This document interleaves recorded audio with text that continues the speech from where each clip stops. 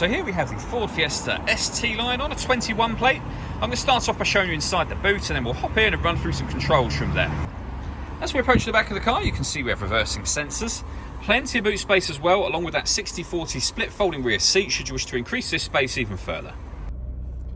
Okay, now that we're inside the car, we're going to start with the dials. On the left-hand side, we have the rev counter, and on the right-hand side, the speedometer. In the middle at the bottom, we have the coolant temperature gauge and fuel gauge.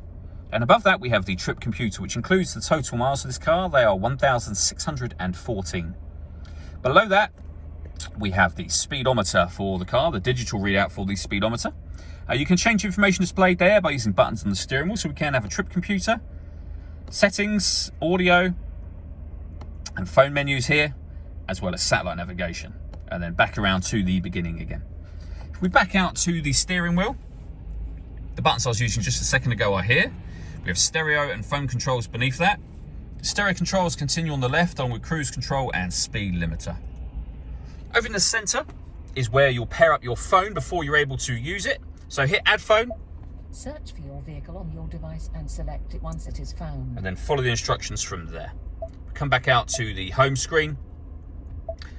We've got our audio sources, so you can listen to your music via AM, FM and DAB radio. Bluetooth audio, so you can stream it wirelessly once you've paired up your phone.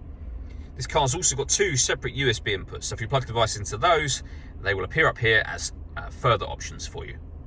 Working our way down, we have the main volume for the stereo. We then have air conditioning, so you can adjust the fan speed, the temperature, the direction you'd like the air to be distributed in.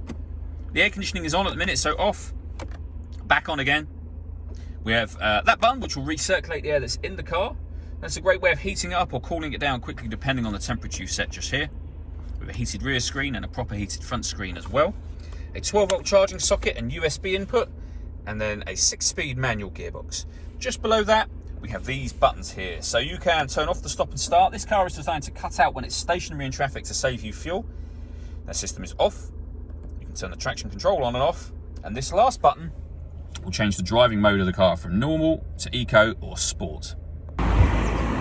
All that leaves me to say is thank you for taking the time to watch this video. If you'd like to come and see the car in person and have a test drive, please feel free to call any of our MJA sites. We'd love to hear from you soon.